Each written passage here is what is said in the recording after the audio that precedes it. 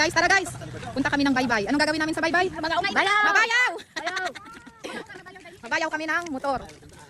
Bayaw ka mukha ka ng siyo nagkamuha. Tara, tara. Ayan. So ay paingin din namon na kaya. Pakadamo ini namon. Liko. Pakadamo ini. Ato pa ho. Oh, di ba? So na nga. So yan din ano. Dokadako ng hunas ah. Aba kadako ng hunas na mabutlot na naman din dapat na hindi. Ay, mali. Mali ini nga bayawan. Kaya kalayo man guys. Good luck din sa amot. Ayun siya guys, yung bangkang di motor doon. So ayun. Ngayon. Ayun kita, mabayaw. Ano?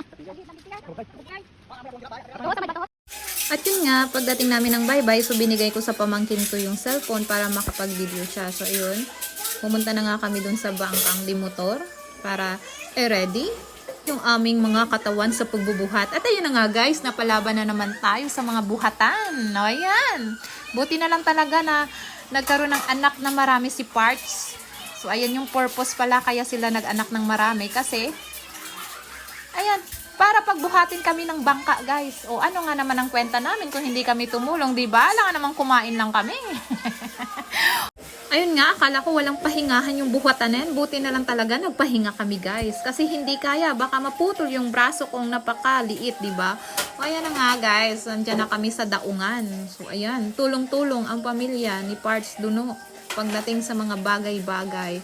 O siya guys, sana nag-enjoy kayo for today's video natin. Ito yung ganap natin today. Thank you for watching!